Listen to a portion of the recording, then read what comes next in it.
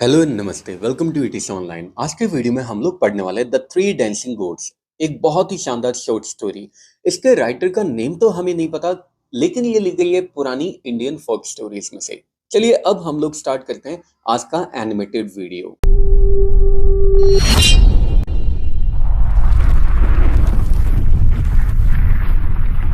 एक बार की बात है, एक बहुत ही हार्ड वर्किंग यंग पीजेंट था, यानी एक यंग फार्मर था जो अपनी मदर के साथ में अपने छोटे से बंबू हट में रहता था, यानी बांस की झोपड़ी में रहता था। और उसके पास एक छोटा सा प्लॉट था, ग्रेजिंग लैंड, यानी चारागाह की लैंड थी। उसकी पूरी की पूरी जो प्रॉपर्टी थी उसमें उसके पास कुछ कपल ऑफ काउस थे, यानी कुछ गाय उसके पास थी। एक साल जब पूरे गांव में अकाल पड़ जाता है और वो बहुत ही ज्यादा परेशान में होती है, तो एक दिन उसकी विधवा माँ उसको बुलाती है और अपनी आंखों में आंसू भर के बोलती है, बेटा हमें इन दोनों गाय से पीछा छुड़ाना पड़ेगा, इन दोनों गाय को जाके मार्केट में बेच के आ जाओ। अब जो लड़का है उसका नाम है सिंधु। जैसे सिंधु को माइंड में ये आइडिया आया अपनी गाय को बेचने का, वो बुरी तरह से परेशान होगा, लेकिन खैर वो कर भी क्या सकते थे, उनके पास ना खुद खाने के लिए था और ना ही अपनी गाय को खिलाने के लिए था। तो सिंधु मार्केट में निकल जाता है और अपने आप से ही वो बातें करते हुए जाता है और बोलता है, मैं इन गाय को किसी भी कसाई को नहीं बेचूंगा, और जिस किसी को भी मैं ये गाय बेचूंगा उससे मैं रिक्वेस्ट करूंगा कि वो इन गाय की बहुत अच्छे से देखभाल करे। अब मार्केट टाउन में आने से पहले वो एक वुमेन से मिलता है, एक औरत से मिलता है। वो औरत भी मार्केट की तरफ जा रही थी अपने 3 बकरियों को बेचने के लिए, 3 अपनी गोट्स को बेचने के लिए। ये सिंधु और वुमेन दोनों एक पेड़ के नीचे बैठते हैं रेस्ट करने के लिए, और वहां से कुछ पेड़ की पत्तियां कुछ तोड़ते हैं अपने पेट्स को खिलाने के लिए। अब जो ओल्ड वुमेन होती है वो सिंधु की तरफ देखती है बहुत ही दया भाव से, जब ये अपनी गाय को खाना खिला रहा था, और बोलती है, बेटा मुझे बताओ तुम्हें किस बात की परेशानी है। मैं जानती हूँ कि अभी हम जैसे लोगों के लिए बिल्कुल भी सही समय नहीं है। सिंधु बोलता है बहुत ही ज्यादा परेशान होता हुआ, मैं क्या कर सकता हूँ, मेरे पास ये 2 गाय हैं, इनको मैं बहुत ही ज्यादा प्यार करता हूँ, लेकिन मुझे इन्हें बेच के आना पड़ेगा। अब जो ओल्ड वुमेन है वो उससे अलग अलग तरह के क्वेश्चन पूछती है और लास्ट में उसके पास आके बोलती है, बेटा देखो मुझे तुम्हारी बातें बहुत ही अच्छी लगी और इन गाय के प्रति तुम्हारा प्यार भी बहुत अच्छा लगा, तो एक काम करो, ये गाय मुझे दे दो और बदले में मैं तुमसे प्रॉमिस करती हूँ मैं इनकी बहुत अच्छे से देखभाल करूंगी। एक काम करो, तुम मेरी 3 बकरियां लेकर चले जाओ। अब सिंधु रिप्लाई करता है, ये क्या नॉनसेंस है, ये क्या बकवास है, भाई हम तुम्हारी बकरियों का क्या करेंगे। अगर मेरे पास खाने के लिए होता और बकरियों को खिलाने के लिए होता तुम गाय को ही नहीं रख लेते। जिसपे ओल्ड वुमेन बोलती है, बेटा ये जो बकरी है ये तेरे लिए ना सिर्फ पैसा लेकर आएगी बल्कि किसी दिन तेरे लिए फॉर्च्यून भी लेकर आएगी, यानी किसी ना किसी दिन तेरे लिए अच्छी किस्मत भी लेकर आएगी। लेडी ये बात एकदम सीरियस वॉइस में बोलती है और फिर उसके बाद में वो एक बांस की फ्लूट निकालती है, बांसुरी निकालती है और उसे बजाने लग जाती है। और ये क्या, जैसे ही वो बांसुरी बजाना स्टार्ट करती है 3 बकरियां नाचने लग जाती है ट्यून पे। ये बहुत ही लवली गोट्स थी, हिमालयन रीजन की थी, हिमालयन प्रांत की रहने वाली थी। लंबे लंबे इनके कान थे, लंबे लंबे फड़फड़ाते हुए कान, और गोल सी इनकी नाक थी। ओल्ड वुमेन इनको चप्पू बोला करती थी। अब सिंधु ये देखकर बहुत ही ज्यादा खुश हो जाता है उन बकरियों की परफॉर्मेंस देखकर, और वो इस बात पे बिलीव कर लेता है जो ओल्ड वुमेन ने बोला। क्या बोला उसने, कि वो किसी ना किसी दिन इसके लिए फॉर्च्यून लेकर आएगी, यानी लक लेकर आएगी, किस्मत लेकर आएगी, और साथ ही साथ पैसे भी लेकर आएगी। अब सिंधु इस बात पे अग्री कर लेता है, और उसके माइंड में बहुत सारे आर्ग्यूमेंट तो चल रहे होते हैं, लेकिन फिर भी इस बात पे अग्री कर लेता है। और ओल्ड वुमेन इसे बोलती है, बेटा जो कुछ तुम्हारे पास हो बस उससे संतुष्ट रहना, हमेशा सेटिस्फाइड रहना, और ये लेकर चले जाओ। और फिर सिंधु उन बकरियों को लेकर और अपनी दोनों गाय को वहां पे देकर चला जाता है। सिंधु इस बार्गेन से बहुत ही ज्यादा खुश था। वो बांसुरी बजाता है और जैसे वो बांसुरी बजाता है बकरियां नाचने लग जाती है, बहुत ही शानदार तरीके से नाचने लग जाती है। पूरे रास्ते भर वो ऐसे ही बकरी को नचाते नचाते लेकर जाता है। लेकिन जब वो अपने घर पे घुसता है और जब उसकी मदर देखती है कि बदले में वो क्या लेकर आया है, तो उसकी मदर बहुत ही ज्यादा अनहैप्पी हो जाती है। सिंधु बांसुरी बजाता है, बकरियां फिर नाचती है, लेकिन उसकी मदर ये देखकर भी खुश नहीं होती, और उसकी मदर को लगता है कि शायद उसके बेटे को चीट कर लिया गया, उसके बेटे को किसने ठग लिया। ये जो मार्केट के लोग हैं ये वास्तव में बहुत ही ज्यादा दुष्ट है, मेरे भोले भाले बेटे जैसे लोगों को ठग लिया करते हैं। और फिर वो अपने बेटे से बोलती है, बेटा क्या तुम्हें लग रहा है कि तू ठगा नहीं गया।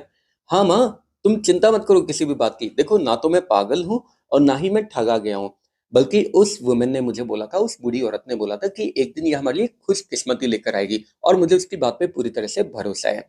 और वैसे भी अगर किस्मत भी नहीं लेकर आती तो हम पैसे तो कमा ही सकते हैं ना इनका डांस दिखाकर। अब ये सारी बातें पूरी हो जाती है। दूसरी तरफ क्या होता है, सिंधु का एक लैंडलॉर्ड था जो कि उस गांव के पास में रहता था, यानी जमींदार था। उसकी डॉटर बहुत ही ज्यादा खूबसूरत थी। अब उसने जैसे इन डांसिंग गोट्स के बारे में सुना, वो चाहती थी कि उसके फादर सिंधु को यहाँ पे बुलाए उन बकरियों के साथ में, वो उनका डांस देखना चाहती थी। सो एक दिन सिंधु को बुलावा आता है और वो अपनी बांसुरी और बकरियों को लेकर चला जाता है लैंड ओनर के घर पे। और जैसे वो फ्लूट बजाता है, बकरियां नाचने लग जाती है और इतनी ज्यादा खुशी से नाचती है कि बहुत ही ज्यादा खुशी से नाचती है। अब ये सारी की सारी चीजें देखकर ये बहुत ही ज्यादा एन्चेंटिंग परफॉर्मेंस थी, यानी मंत्रमुग्ध कर देने वाली परफॉर्मेंस थी। और इसे देखकर लैंड ओनर की डॉटर बहुत ही ज्यादा खुश हो जाती है और वो सिंधु को ऑफर करती है उनमें से एक गोट को बाय करने का। और सिंधु को बोलती है, जो भी पैसा तुम लेना चाहो मैं पैसा देने के लिए तैयार हूँ। लेकिन सिंधु बोलता है कि इसे पैसे से नहीं खरीदा जा सकता। तुम एक काम करो, अगर तुम्हें सच में ही ये बकरी चाहिए तो तुम्हें मेरे घर पे आना पड़ेगा, मेरी विधवा मदर के पास में, साथ में एक बैरल ऑफ फूड स्टफ लाना पड़ेगा, यानी खाने पीने का सामान एक बैरल भर के लाना पड़ेगा। अब जो गर्ल होते हैं वो इतनी ज्यादा ईगर थी, इतनी ज्यादा उत्सुक थी कि वो इस ऑफर को एक्सेप्ट कर लेते हैं। सिंधु और उसकी मदर बहुत ही ज्यादा खुश होते हैं अपने लैंड ओनर की ब्यूटीफुल डॉटर को अपने घर पे वेलकम करने के लिए। और गर्ल भी बहुत ज्यादा खुश हो जाती कि उसे एक बकरी मिल गई थी। लेकिन थोड़े दिन बाद में वापस से सिंधु को बुलावा आता है। सिंधु वापस से अपनी बांसुरी और दोनों बकरियां लेकर जाता है। लड़की बाहर आती है और बोलती है, देखो मैं इस बकरी से डांस ही नहीं करवा पाई, मैंने बहुत ज्यादा कोशिश करी, यहाँ तक कि एक्सपर्ट म्यूजिशियन भी मैंने बुला लिए विलेज टेम्पल से, लेकिन उन्होंने बोला कि ये बकरी तब तक डांस नहीं करेगी जब तक इसे दूसरा साथी नहीं मिल जाता, इसलिए क्या तुम मुझे तुम्हारी दूसरी गोट दे दोगे? अब सिंधु इस बार भी बहुत ज्यादा खुश हो जाता है, और अपने खुद के लिए भी और अपनी मदर के लिए भी, क्योंकि वो इस लड़की की ब्यूटी से, मतलब सुंदरता से बहुत ही ज्यादा मोहित हो चुका था, प्रभावित हो चुका था। तो बोलता है ठीक है, मैं तुम्हें अपनी दूसरी बकरी भी दे दूंगा, लेकिन इस बार भी तुम्हें मेरे घर पे आना पड़ेगा, और साथ ही साथ ये जो गोल्ड रिंग तुमने पहन रखी है ना, ये गोल्ड रिंग तुम मुझे दे दो, और बैरल ऑफ फूड स्टफ के साथ में मेरे घर पे आ जाओ। लड़की बहुत ज्यादा खुश हो जाती है, बिना हेजिटेशन के अपनी फेवरेट रिंग उतारती है और बैरल ऑफ फूड स्टफ के साथ में, यानी खाने पीने का सामान एक बैरल भर के, और उसके घर पे चली जाती है। लेकिन थोड़े दिन बाद में वापस सिंधु को बुलावा आता है। अब जो लड़की की नौकरानी होती है, मेड्स वगैरह होती है, वो उसके पास मैसेज लेकर आती है कि जो दोनों बकरियां उन्होंने नाचने से मना कर दिया, वो नाच ही नहीं रही है, बिल्कुल भी रिस्पॉन्ड नहीं कर रही है। सिंधु जाता है सीधा उसके पास में अपनी तीसरी बकरी लेकर और अपनी बांसुरी लेकर, और वो लड़की आती है और बोलती है, देखो अब मैं क्या करूं, गांव का जो प्रीस्ट है, जो पंडित है, उसने मुझे बोला है कि जब तक तीसरी बकरी को भी तुम नहीं दे दोगे मुझे, तब तक ये तीनों बकरियां नहीं नाचेगी। लेकिन अब मैं तुमसे कैसे मांगू, क्योंकि वही तो तुम्हारे पास एकमात्र बकरी बच गई। तो सिंधु बोलता है, कोई दिक्कत नहीं है, तुम्हारे लिए तो मैं खुशी खुशी अपनी बकरी से भी अलग हो जाऊंगा, लेकिन एक बार बस लास्ट टाइम मुझे एक बार ये बांसुरी बजा के देख लेने दो। और सिंधु फिर उस फ्लूट को बजाता है, बांसुरी को बजाता है, और तीनों बकरियां नाचने लग जाती है। अब जैसे ही वो बांसुरी को बजाता है, लड़की उसकी तरफ देखती है, सिंधु की तरफ, और वो बोलती है, अच्छा अब मुझे पता चल गया, एक्चुअली ये इस बांसुरी का मैजिक है जिसकी वजह से बकरियां नाच रही है। क्या तुम मुझे ये तीसरी बकरी और ये बांसुरी भी दे दोगे? सिंधु एक पल के लिए तो थोड़ा रुक जाता है और फिर बोलता है, हाँ हाँ बिल्कुल मैं तुम्हें दे दूंगा, लेकिन उससे पहले, क्योंकि अब तुमने भी मेरा सीक्रेट डिस्कवर कर लिया, तो अब बदले में तुम्हें भी मुझे कुछ देना पड़ेगा ना। तो एक काम करो, मुझे पहले बताओ, तुमने वो जो गोल्ड रिंग मुझे दी थी ना, उसमें तीन अलग अलग तरह के स्टोन्स लगे हुए हैं, यानी पत्थर लगे हुए हैं, रत्न लगे हुए हैं, उनके पीछे का सीक्रेट क्या है ये मुझे बता दो। अब वो लड़की सोचती है मन ही मन कि शायद ये मुझसे शादी करना चाहता है, अदरवाइज ये ऐसे क्वेश्चन क्यों पूछता। लेकिन खैर फिर भी मैं ऐसी लड़की नहीं हूं जो हार मान लूंगी। और फिर वो उसे बता ही देती है। और फिर वो बोलती है कि देखो मेरी जो काली काली जुल्फे हैं, इसके बीच में बालों की तीन लटें हैं। एक प्योर वाइट है जो कि डायमंड का कलर है, एक डार्क रेड है जो कि रूबी का कलर है, और एक ब्राइट ग्रीन है जो कि एमरल्ड का कलर है। ये तीनों रत्न होते हैं। और मेरी जो रिंग है उसमें ये जो स्टोन लगे हुए हैं, ये जो रत्न लगे हुए हैं, ये भी इसी कलर के लगे हुए हैं। सिंधु उसको अपनी बकरी और अपनी बांसुरी भी दे देता है, और उसके घर पे पहुंचने से पहले उसके पास बैरल ऑफ फूड स्टफ पहुंच जाते हैं। लेकिन अब वो बहुत ही ज्यादा दुखी हो जाता है, क्योंकि अब तक तो वो गोट के बदले में, बकरी के बदले में सारा खाने पीने का सामान ले रहे थे, लेकिन अब उनके पास ना तो बकरी थी, तो खाने पीने का सामान भी कैसे आ सकता है। तो उसकी मदर तो बहुत ही ज्यादा परेशान हो जाती है। लेकिन सिंधु को ऐसी कोई बात की चिंता नहीं थी, क्योंकि उसे उस ओल्ड लेडी की बात पे यकीन था कि एक दिन ये तेरे लिए खुशकिस्मत लेकर आएगी। अब सिंधु एक लेबर के रूप में काम करने लगा अपने लैंड ओनर के फार्म पे, और इसी बहाने से वो उस लड़की को देख भी लिया करता था और बड़ा खुश हो जाया करता था। एक दिन क्या होता है, लैंड ओनर अनाउंस करता है कि वो उस लड़की के लिए एक दुल्हा ढूंढ रहा है, लेकिन उसके लिए उसने शर्त रखी है कि उसके बालों के बीच में जो तीन लटें छुपी हुई है, उसके पीछे का रहस्य जो बता देगा, सीक्रेट बता देगा, वो ही इस लड़की को दुल्हन बना के ले जा सकता है। ये अजीब तरीका था, लेकिन फिर भी कोई कर ही क्या सकता है। बहुत सारे यंग मैन आते हैं अलग-अलग कंट्री के पार्ट से अपनी किस्मत आजमाने के लिए, लेकिन कोई भी उसमें से उन बालों का सीक्रेट नहीं बता पाता। सिंधु भी इस बारे में सुनता है और फिर उसे लगता है कि यार मेरे पास तो अपॉर्चुनिटी है उस लड़की से शादी करने की, लेकिन क्या लैंड ओनर अलाउ करेगा अपनी डॉटर को किसी एक फार्मर से शादी करने के लिए? और वैसे भी शायद वो लड़की खुद ही मुझे पसंद ना करे, तो वो बहुत ही ज़्यादा परेशान हो जाता है और उसे गुस्सा भी आता है कि उसके पास पूरा चांस है, फिर भी वो शादी नहीं कर पा रहा। हालाँकि एक दिन जब वो उन तीनों बकरियों का डांस देख रहा होता है, तो अचानक उस ओल्ड वुमन की बात उसे याद आ जाती है कि ये बकरियाँ तेरे लिए अच्छी किस्मत लेकर आएगी, और उसके मन में एक होप जग जाती है, उम्मीद जग जाती है। अब उसी समय उसके पास एक बहुत ही हैंडसम आदमी आता है और वो पूछता है, अरे यार वो मैनर के घर पे, यानी मैनर यानी जागीरदार, जागीर के घर पे जाने का रास्ता किधर है? सिंधु बोलता है, वो यहाँ से बहुत लंबी दूरी पे है, लेकिन मैं वहाँ का रास्ता जानता हूँ, चलो मैं तुम्हारे साथ वहीं पे तुम्हें ड्रॉप कर देता हूँ। जब वो लोग चल रहे होते हैं, तो सिंधु थोड़ा मन ही मन बोल रहा होता है, लेकिन थोड़ी तेज आवाज में, कि मैं तो एक गरीब किसान हूँ, नहीं तो सच में मैं उस लड़की से शादी कर लेता। अब वो जो दूसरा आदमी होता है वो बोलता है, क्या? ये तुम क्या बोल रहे हो? क्या तुम पागल हो?